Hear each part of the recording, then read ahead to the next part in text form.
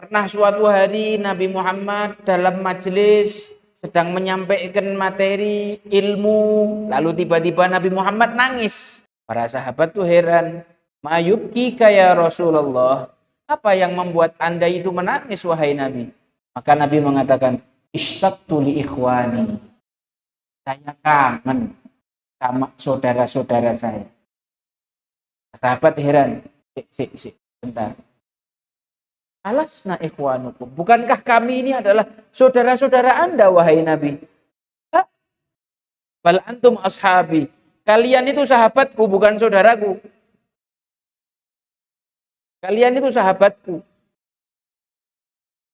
Terus yang Anda maksud saudara itu siapa ya Rasul? Faman ikhwanuk. Maka Nabi Muhammad bersabda, saudara-saudaraku itu adalah orang yang datang setelah wafatku nanti, mereka tidak bertemu denganku, tapi mereka beriman padaku. Assalamualaikum warahmatullahi wabarakatuh.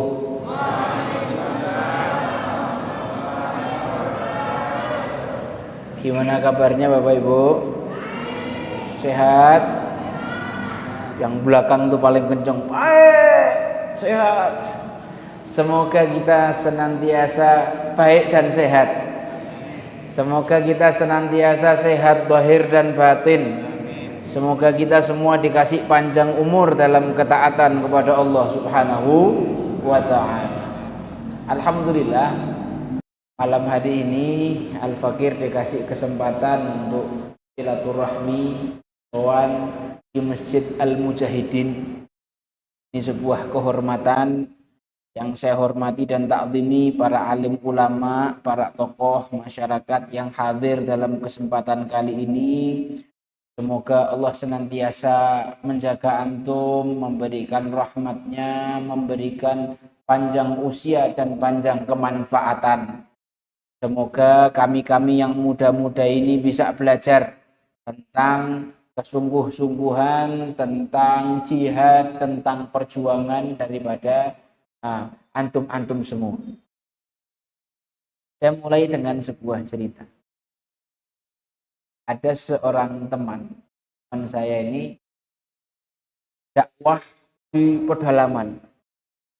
Dari Pulau Halmahera masih nyeberang lagi naik kapal kecil 11 jam. Itu ketemu satu masyarakat yang dulunya mayoritas muslim. Tapi kemudian datang misionaris satu persatu murtad. Sampai tinggal satu kepala keluarga yang masih mempertahankan agamanya. Tinggal satu kakak. Maka teman saya itu tanya sama bapak kepala keluarganya, loh bapak yang lain sudah murtad, kok Anda belum? Kok Anda tidak murtad begitu? Dia bilang, dulu sebelum bapak saya meninggal berpesan, nah, apapun yang terjadi kamu jangan murtad. Karena bapak yakin nanti suatu hari akan datang seorang guru, akan datang seorang mu'alim, akan datang seorang ustadz yang mengajarkan kamu ilmu agama. Saya sudah nunggu Pak Ustadz ini lama sekali. Sudah 20 tahun kami menunggu. Kenapa Ustadz lama betul? Ini Pak, jadi ada saudara-saudara kita di pelosok sana, orang muslim juga sama seperti kita, cuma pingin ketemu Ustadz aja harus nunggu 20 tahun. Kalau di masjid ini kan rutinan setiap malam Selasa. Minggu sekali kita bisa ketemu. La in syakartum la azidannakum wa la in kafartum inna adabi lasyadid. Alangkah tidak bersyukurnya kalau kita menyia-nyiakan kesempatan tersebut. Kita dikasih kesempatan untuk dekat dengan orang alim, dengan para ulama, dengan para guru, dengan para tuan guru. Kita bisa ambil ilmu dari mereka, lalu kita sia-siakan kesempatan ini. Semoga Allah tetap mempertahankan nikmat untuk kita. Jangan sampai dicabut. Na'udzubillah. Yang kedua, salawat dan salam kita haturkan kepada uswah hasanah kita, baginda Nabi Muhammad Sallallahu Alaihi Wasallam, orang yang sangat mencintai kita, orang yang kita nantikan syafaatnya di yaumil akhir. Bapak-bapak, ibu-ibu, setiap nabi itu punya satu doa yang mustajab. Kalau bahasanya bapak-bapak sini kartu as. Dikeluarkan paling terakhir sendiri, ini doa pasti dikabulkan sama Allah. Setiap nabi punya satu. Dan semua nabi sudah menggunakan doanya tersebut. Ada yang diminta untuk keselamatan dirinya, ada yang diminta doa itu untuk menghancurkan kaumnya. Kecuali Nabi Muhammad SAW. Satu-satunya nabi yang belum mengeluarkan kartu asnya tadi itu. Doanya belum dipakai. Kapan doa ini dipakai sama Nabi Muhammad? Nanti di hari kiamat. Kata Nabi, akan aku minta doa itu nanti di hari kiamat untuk syafaat bagi seluruh umat. Alangkah beruntungnya kita jadi umatnya Nabi Muhammad. Kita punya sebaik-baik nabi dan kita ini sebaik-baik umat. Hidupnya di dunia paling terakhir, tapi masuk surganya paling pertama. Bapak-bapak sekalian, ibu-ibu yang dirahmati Allah, pernah suatu hari Nabi Muhammad dalam majelis sedang menyampaikan materi ilmu, lalu tiba-tiba Nabi Muhammad nangis. Para sahabat tuh heran, "Mayubki ya Rasulullah, apa yang membuat Anda itu menangis wahai Nabi?" Maka Nabi mengatakan, "Ishtaqtu li ikhwani." Saya kangen sama saudara-saudara saya. Sahabat heran, bentar. Alasna ikhwanukum. Bukankah kami ini adalah saudara-saudara Anda, wahai Nabi? Bal antum ashabi. Kalian itu sahabatku, bukan saudaraku. Kalian itu sahabatku. Terus yang Anda maksud saudara itu siapa ya Rasul? Faman ikhwanuk. Maka Nabi Muhammad bersabda, saudara-saudaraku itu adalah orang yang datang setelah wafatku nanti, mereka tidak bertemu denganku, tapi mereka beriman padaku. Siapa itu? Salah satunya kita. Nabi tidak pernah ketemu sama kita. Kita tidak pernah ketemu Nabi. Tapi kita beriman sama Nabi. Wah, saking kangennya Nabi sama kita sampai beliau nangis memikirkan kita. Suatu hari Rasulullah Shallallahu Alaihi Wasallam berdoa, wahai Aisyah, wahai istriku, anaknya Sayyidina Abu Bakar, aku mendoakan semoga Allah mengampuni semua dosamu yang telah lalu dan yang akan datang. Ayasurruki doai. Apakah kamu senang dengan doaku ini, wahai Aisyah? Kata Sayyidah Aisyah, bagaimana mungkin aku tidak senang mendapatkan doa ini dari Anda? Sedangkan Anda ini kalau doa pasti diijabah sama Allah. Tak mungkin tidak. Maka Nabi Muhammad bersabda, dan itulah doa yang selalu aku panjatkan dalam sholatku untuk seluruh umat.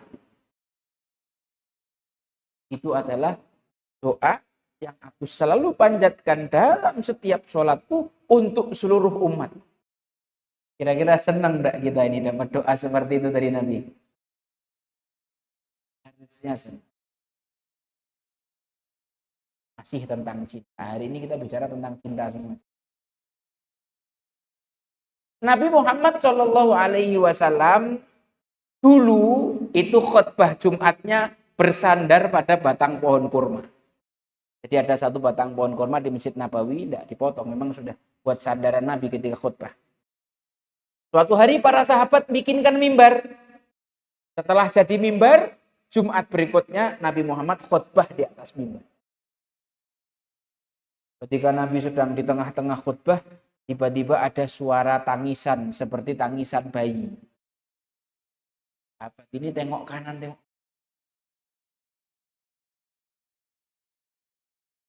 Siapa ini? Ternyata suara tangisan itu berasal dari batang pohon kurma yang biasa dipakai sandaran sama Nabi.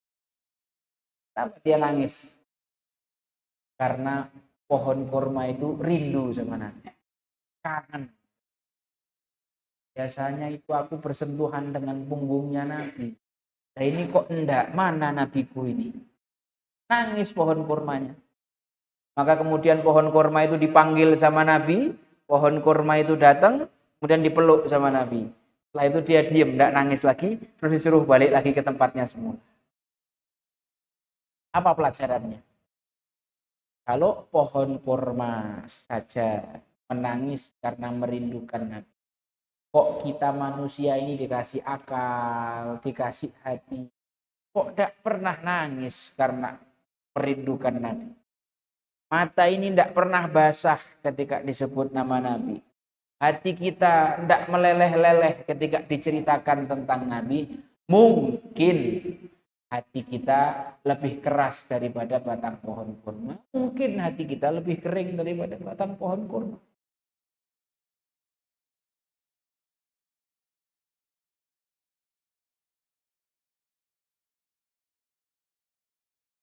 Ada orang yang dihukum sama Allah Subhanahu wa ta'ala. Dikeraskan hatinya. Wah, dia tidak sadar kalau Allah sudah menghukum dia. Saya mau tanya, boleh? Jamaah? Saya mau tanya ya. Nanti silahkan dijawab. Jawabannya pernah atau tidak? Pernah tidak Bapak Ibu ngalami kita sholat sehari 5 waktu, rukuk dan sujud, tapi ketika kita sholat, kita tidak bisa khusyuk, kita tidak bisa ngerasakan apa-apa, hati kita tidak tenang, kekhusyuan itu lock in, lock out gitu ya. Masuk, keluar. Kadang-kadang kita takbiratul ihram, pikiran kita melayang kemana-mana. Pernah ngalami gitu? Tidak menikmati sholat, pernah ngalami? Sering apa jarang? Saya juga pernah ngalami. Sama.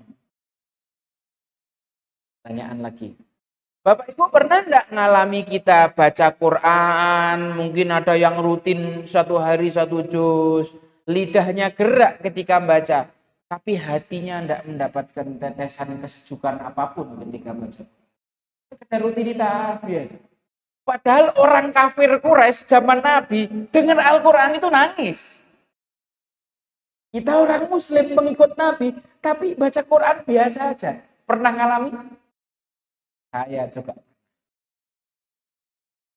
Pernah enggak Bapak Ibu ngalami kita duduk di majelis, dengarkan Ustadz nyampaikan materi, kita dengarkan. Terus setelah selesai majelis tanya, Bu, tadi materinya Ustadz apa? Pokoknya Ustadznya lucu. Pernah ngalami? Ya, coba.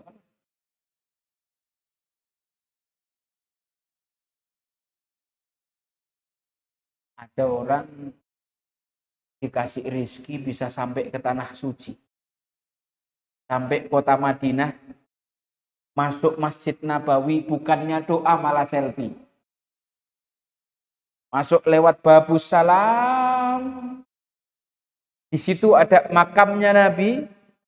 Bukannya dia doa, bukannya khusyuk, bukannya berhenti, bukannya nangis, bukannya ta'zim, bukannya sholawat, bukannya baca assalamu alayka ya Rasulullah, assalamu alayka ya Nabi Allah, assalamu alayka ya Safwat Allah, assalamu alayka ya Khalil Allah. Enggak, malah ngevlog.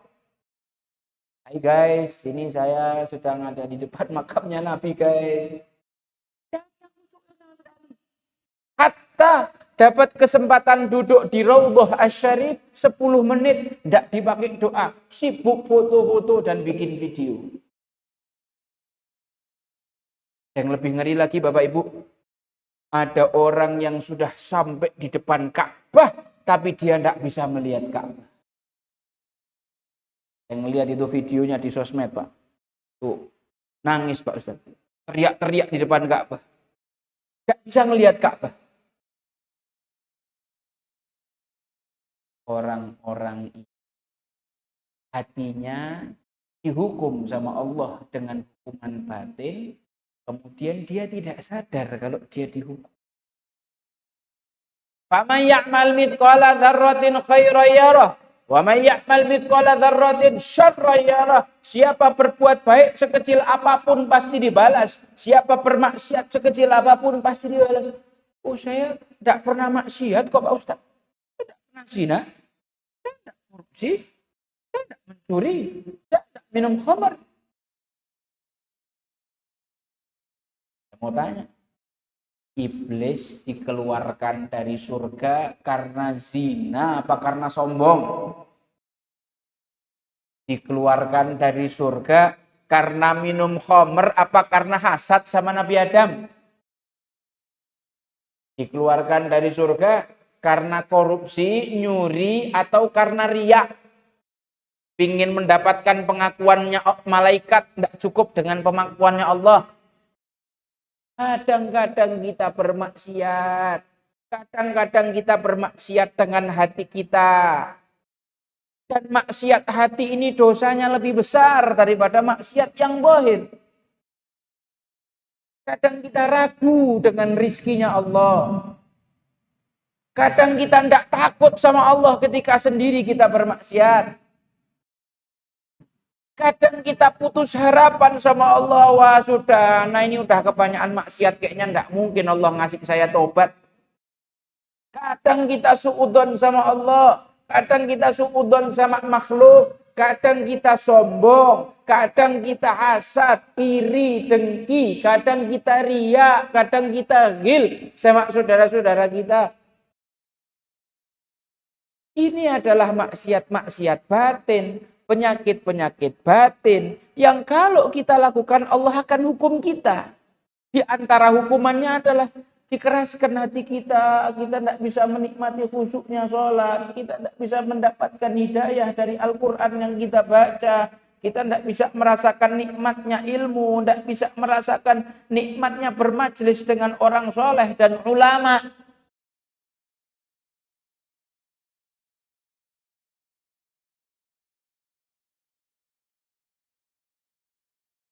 Ya, yuk kita sama-sama muhasabahi diri kita. Semoga kita semua yang di sini termasuk orang yang dihidupkan hatinya oleh Al-Quran menjadi penghidup hati, sholat menjadi hiburan dalam suntuk sebagaimana Nabi Muhammad SAW juga mengalaminya. Hadirin jamaah yang dirahmati Allah Subhanahu wa taala. Tadi saya sudah menyebutkan berbagai macam penyakit hati. Lalu saya ingin menyebutkan malam hari ini satu ibadah hati. Satu ketaatan hati. Dan ketaatan hati ini luar biasa. Kayaknya jam berapa ya?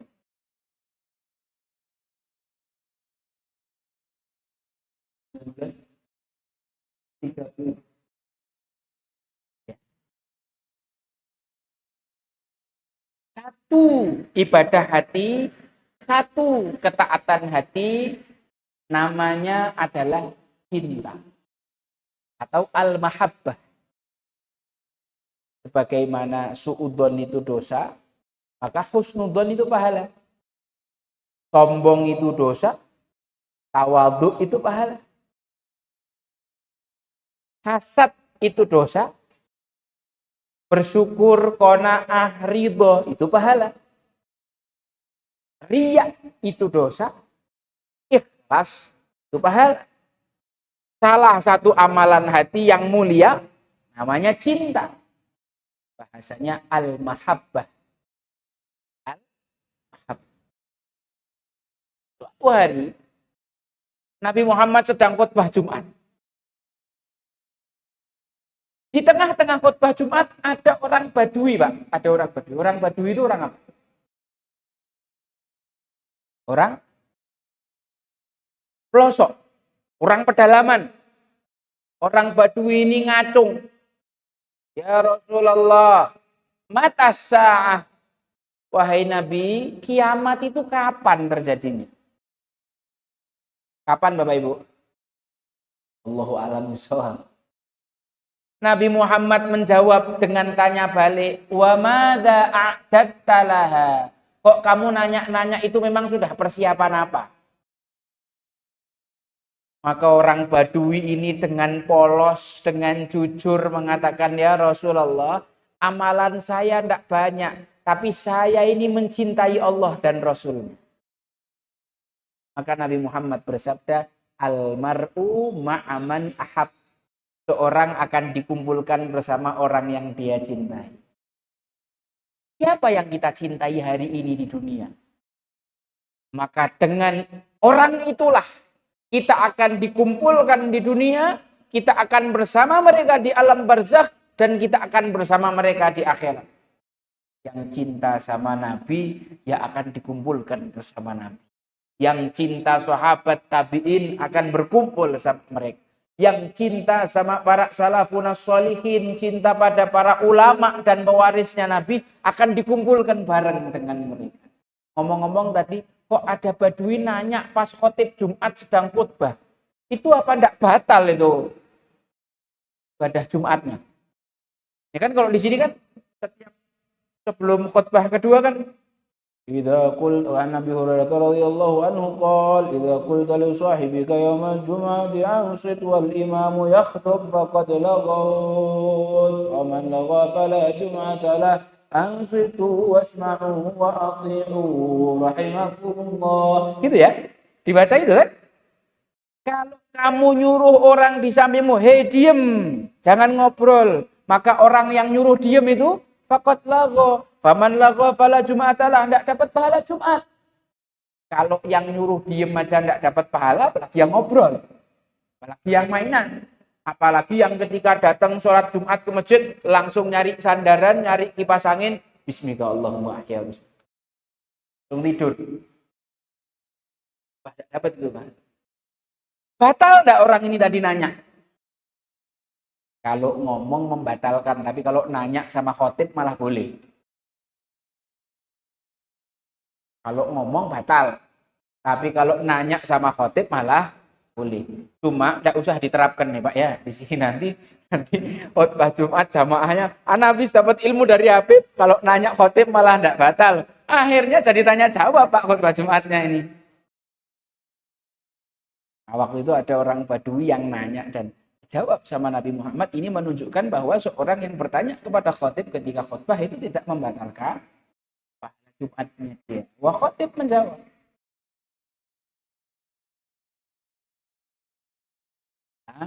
Akan dikumpulkan bersama orang yang dia katanya di dalam sebuah athar, wa ahbib man syi'ta fa innaka mufariquh. Cintailah siapapun yang kamu ingin cintai, maka di dunia ini kamu akan dipisahkan. Tapi seorang itu kata Nabi, almar'u ma'aman, akan dikumpulkan bersama siapapun orang yang dia cintai.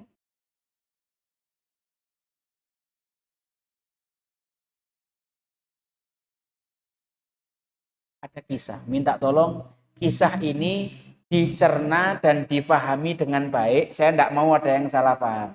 Oke? Dicerna dan difahami dengan baik, saya tidak mau ada yang salah paham. Ada cerita seorang sahabat. Sahabat ini usil. Agak usil.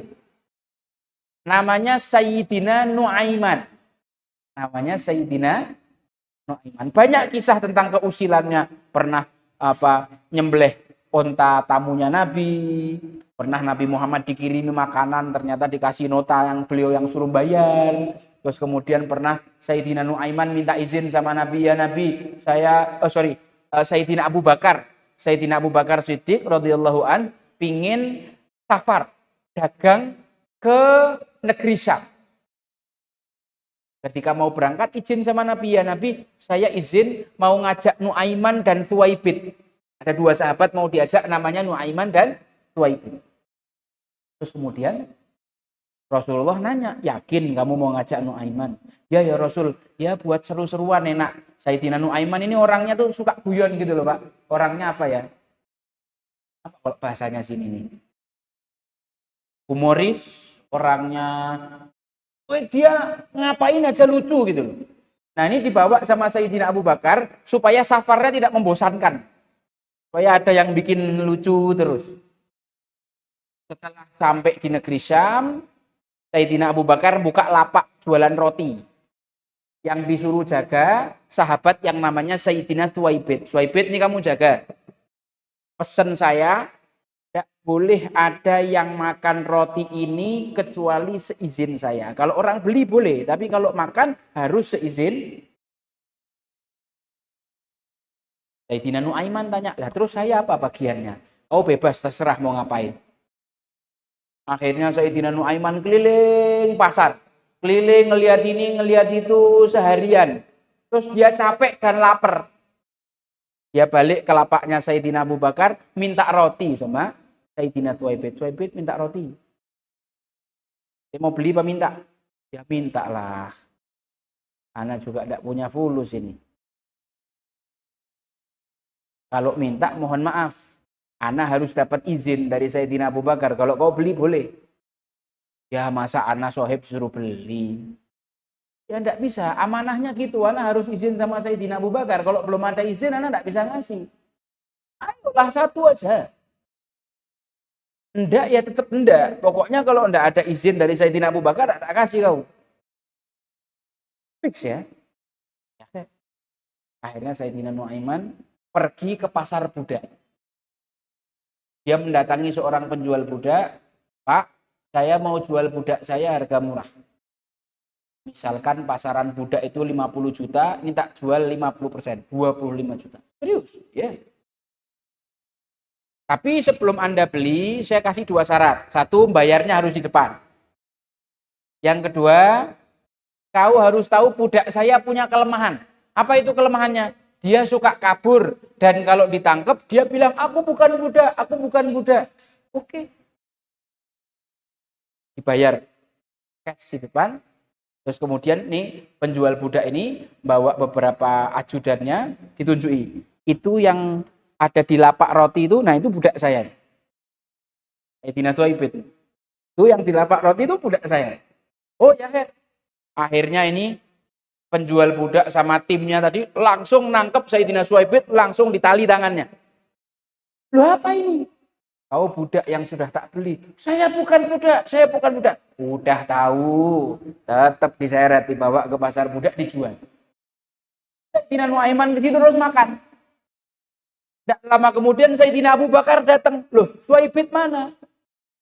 Tak jual ya Abu Bakar. Ini makna menjual teman ini kayak gini. Betul-betul dijual temannya. Lu kok bisa mbok jual kenapa? Lah dia tak mintai roti satu aja tak boleh. Akhirnya Sayyidina Abu Bakar datang ke pasar budak. Dibeli Sayyidina Thuwaibid pakai harga yang utuh. Wah Sayyidina Nuaiman ini dengan duit yang dia dapat beli oleh-oleh buat Kanjeng Nabi Muhammad SAW. Iya apa enggak kreatif ini orang ini? Beli oleh-oleh buat Nabi dari duit habis jual Thuwaibid itu tadi. Wah Nabi Muhammad ketika diceritani ketawa Nabi Muhammad SAW hatta badat anyabuh sampai kelihatan gigi gerahamnya Nabi Muhammad SAW. Nabi Muhammad itu kata Habib Ali Al-Habsyi sayyidun dihkuhu tabassumu wal masyul huwaina wa naumuhul ighfa'u. Salah satu sifatnya Nabi Muhammad itu kalau tertawa dalam bentuk senyum. Nabi Muhammad jarang tertawa terbahak-bahak kayak kita sampai kelihatan gigi geramnya, jarang. Sekali dua kali ya. Tapi Nabi Muhammad kalau ada yang lucu itu tertawanya dalam bentuk senyum. Sayyidun dihkuhut tabassum. Senyumnya Nabi Muhammad itu indah, Pak. Lebih ajib daripada senyum Pepsodent. Nabi Muhammad kalau senyum itu 2 gigi taringnya kelihatan. Saking indahnya sampai bulan pun cemburu sama Nabi Muhammad. Habibun ya gharul badru min husni wajhihi. Bulan itu sampai cemburu dengan ketampanan Nabi Muhammad. Apalagi kalau Nabi Muhammad senyum. Orang sahabat-sahabat yang sedang stres, lagi galau, lagi sedih, itu kalau ketemu Nabi, ngelihat senyumnya Nabi, hilang galaunya, hilang stresnya, hilang sedihnya. Tapi kan kalau kita ini senyum malah bikin orang stres ya Pak ya. Ini tadinya orang tidak stres. Kok tiba-tiba kita senyum malah jadi stres. Ngapa ini orang akhir bulan kok senyum-senyum ini? Oh, ternyata supaya silaturahmi tidak putus, pinjam dulu 100. Orang mau ngutang. Senyum-senyum ini ternyata dia karena mau. Lihat. Kita kembali lagi kepada Sayyidina Nuaiman. Sayyidina Nuaiman ini selain usil, beliau adalah sahabat Nabi yang sering minum khamr. Sering apa, Pak? Halal apa haram? Haram. Sudah diturunkan ayatnya haram. Kan pengharaman mutlak khamr itu tahun ke-5 Hijriah. Berarti 13 tambah 5, 18 tahun. 18 tahun Nabi berdakwah, itu belum mengharamkan khamr secara mutlak. Para sahabat itu di samping Nabi masih minum khamr. Tapi sejak tahun ke-5 diharamkan mutlak. Ketika ayat itu turun, Madinah banjir ciu, banjir khamr. Karena para sahabat yang khamrnya segentong-gentong itu dikeluarkan dan dipecah. Masih ada yang kebiasaan minum khamrnya ini belum hilang. Salah satunya Sayyidina Nuaiman. Sayyidina Nuaiman ini minum khamr sembunyi-sembunyi, kadang ketahuan, ketangkep, ditakzir, dipecut, dihukum sama Nabi. Besok ngelanggar lagi, ketahuan lagi, dihukum lagi. Besok ngelanggar lagi, ketahuan lagi, dihukum lagi. Sampai akhirnya sahabat-sahabat itu ada yang murka sama Sayyidina Nuaiman, marah. Kemudian dia mengatakan, semoga Allah melaknat kamu, wahai Nuaiman. Maka ketika Nabi Muhammad mendengarkan kalimat itu, Nabi Muhammad bersabda, la tal'anu, kamu jangan melaknat Nuaiman. Karena Nuaiman ini orang yang mencintai Allah dan Allah pun cinta kepada dia. Belum tentu Pak, orang yang kelihatannya secara zahir ahlu maksiat itu matinya su'ul khotimah, belum tentu. Belum tentu kita lebih baik daripada dia. Orang yang merasa soleh itu salah, merasa salah itu soleh. Tidak boleh orang merasa baik dan tidak boleh orang merasa lebih baik daripada siapapun. Hari ini kita merasa kita alim, kita soleh, ahli ibadah. Belum tentu kita mati husnul khotimah. Belum tentu kita selamat dari ujub. Belum tentu kita selamat dari riya. Belum tentu kita selamat dari sombong. Orang yang hari ini kita lihat ahli maksiat, belum tentu hatinya bangga. Bisa jadi dia sedih, bisa jadi dia menyesal, bisa jadi dia malu, bisa jadi dia tobat sama Allah. Para ulama mengatakan lebih baik orang itu ketika maksiat merasa menyesal kepada Allah, malu, daripada orang dia berbuat taat lalu dia tertipu dan merasa ujub dengan amal soleh. Ujub itu dosa hati. Merasa diri lebih baik daripada orang, merasa diri soleh, merasa diri begini, tidak boleh. Minum khamr itu dosa zahir. Cinta di dalam hati Sayyidina Nuaiman itu adalah ibadah batin. Ada pahalanya, cinta itu ada pahalanya. Kita tuh kalau mencintai orang soleh dapat pahala. Kita kalau mencintai orang alim, kita dapat pahala. Mencintai Allah ada pahalanya. Mencintai Nabi Muhammad itu ibadah. Terus nanti ada warga Sigrongan, saya tak minum khamr aja. Kenapa? Katanya enggak apa-apa Sayyidina Nuaiman itu minum khamr. Karena apa? Saya juga mencintai Allah. Oh iya? Kalau Sayyidina Nuaiman kan yang garansi Rasulullah. Kalau kita kan enggak ada yang garansi ya. Nanti pas minum khamr mati ternyata cinta kita enggak ada, repot. Kan gitu. Ini bukan alasan untuk kita minum khamr. Ini adalah ilmu supaya kita bisa husnudzon sama orang yang secara zahir dia ahli maksiat. Gitu. Ini ilmu supaya kita bisa husnudzon sama orang lain. Terakhir Bapak-bapak, tentang cinta. Betapa cinta itu ada efeknya.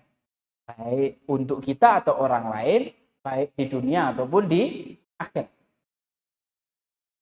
Ada seorang hamba diceritakan sedang diseret menuju neraka. Diseret sama malaikat mau dilemparkan neraka.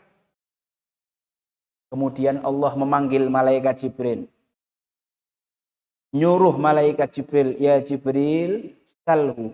Kau tanya sama hamba yang lagi diseret ke neraka itu, hal jalasa fi majlisin ma'alimin. Apakah dulu di dunia dia pernah duduk bermajelis ilmu sama orang alim? Kalau pernah, walaupun cuma sekali, kasih dia syafaat, selamatkan dia, keluarkan dia dari neraka. Malaikat Jibril tanya, ulang, ente dulu di dunia pernah enggak hadir majelis ilmunya orang alim? Keleng-keleng. Enggak pernah, Pak, ternyata. Sekalipun enggak pernah. Parah betul orang ini. Ini kayaknya bukan orang Sigerongan. Kalau orang Sigerongan kan rajin ngaji. Malaikat Jibril laporan. Ya Allah, ternyata dia enggak pernah ngaji. Oh ya sudah, ganti pertanyaan. Hal kana yuhibbu aliman. Apakah dulu di dunia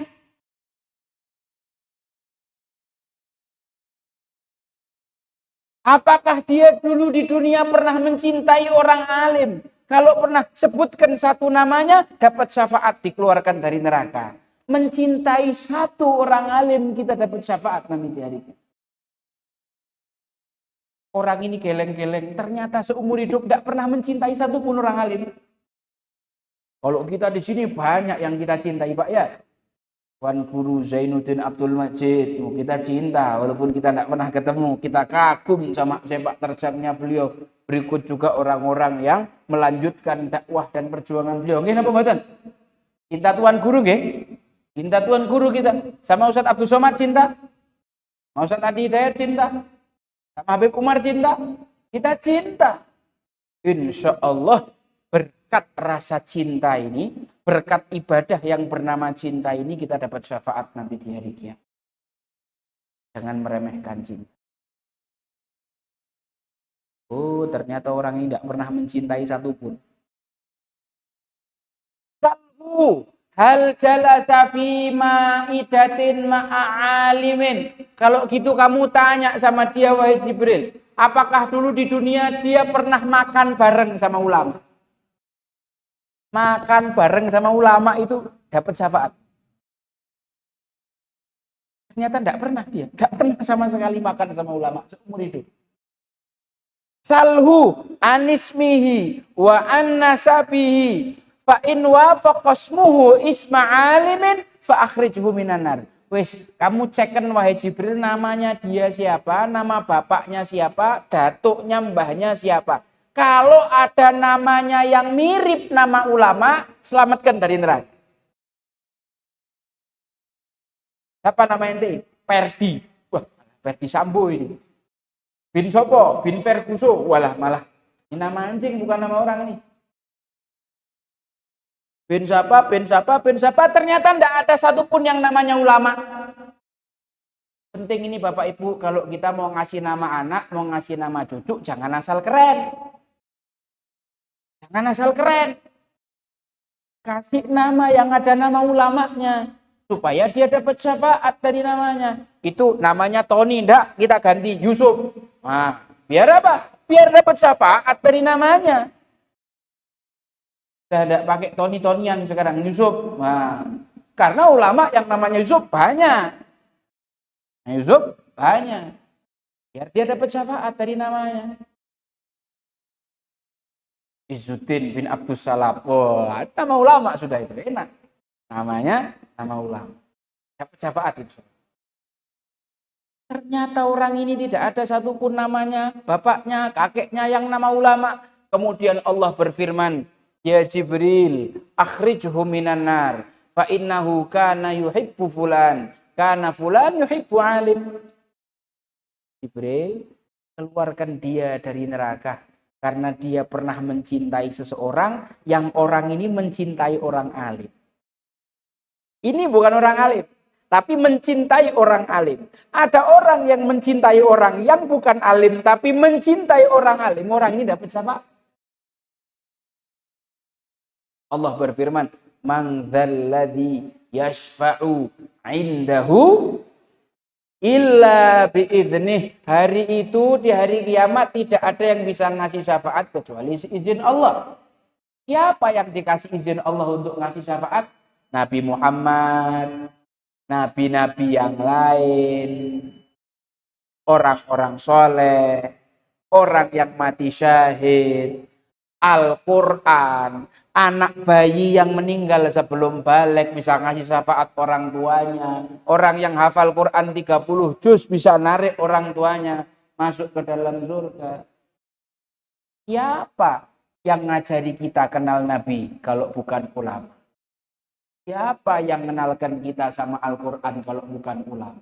Siapa yang memotivasi kita ngafal Quran kalau bukan para ulama? Siapa yang ngasih tahu kalau ada anak bayi mati bisa jadi syafaat ibunya kalau bukan ulama? Siapa yang ngajari orang-orang itu untuk semangat berjihad kalau bukan ulama?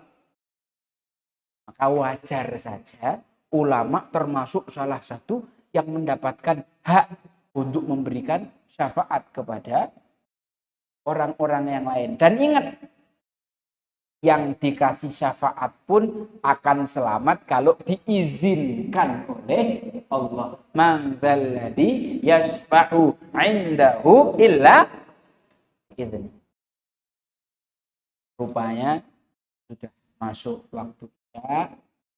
Jadi Al-Fakir sedikit sudah menyampaikan kepada jamaah tentang bahayanya penyakit hati, maka kita jauhi, kita bersihkan hati kita dari segala penyakit.